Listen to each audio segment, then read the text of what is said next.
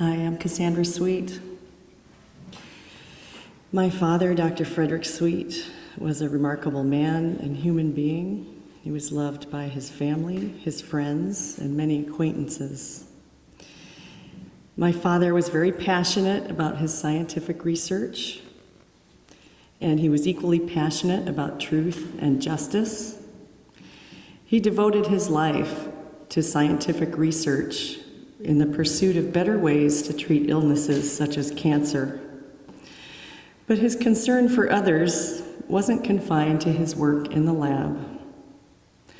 My dad was a humanitarian, and he spent much of his life helping others, including myself and my brothers and sisters, but also other people, some of whom would pass through his life on their way somewhere else, and others with whom he would become lifelong friends. If I had a problem or a dilemma or a health issue, my father would drop what he was doing and focus on helping me solve my problem, often staying up half the night searching the internet. He didn't just do this with his family, with all of us. He did this for other people as well, sometimes complete strangers.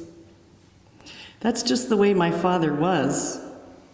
If he saw that someone was in need, or had been treated unjustly, or was in pain or in danger, he felt it was his duty to do everything he could to help. He was one of those people who would jump in a river to save someone who had fallen out of their canoe. We saw him do this more than once, I think. My father also loved music and art. My father and my mother, Willeen Ellen Sweet, spent years shuttling us to violin lessons, cello lessons, voice lessons, orchestra rehearsals, soccer practice, little league, play rehearsals, music recitals, and frequent trips to the planetarium and the art museum. We often went to symphony concerts, chamber music recitals, plays, and other performances. He and my mother took us on long cross-country trips from St. Louis to the Oregon coast, to the Badlands of South Dakota, and to New York, where my father was born and raised, and where his parents, my grandparents, lived. My father almost always brought at least one of us with him when he traveled on official scientific business. He wanted us to have the experience of seeing new places and meeting new people, and he was always exposing us to new things and new ideas. Our father was gregarious and friendly, and he loved to talk to people, as you've heard today, to learn about other people's lives and make new friends.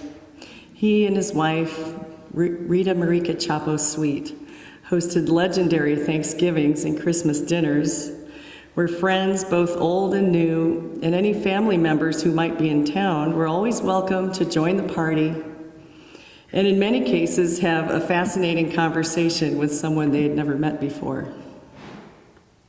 To be sure, my father was not perfect. He could be very stubborn, which came in handy in his work advocating for a woman's right to choose and in advocating for his own rights at the university. But his stubbornness could be exasperating to those who loved him. Nevertheless, my father was a devoted husband, father, and grandfather. He adored his grandchildren, and they adored him. Even while traveling through the wilds of Bosnia, he never forgot a birthday, and he often sent presents even when there wasn't a birthday. He cared about his loved ones, and he wanted to let them know it, and we loved him back. Thank you.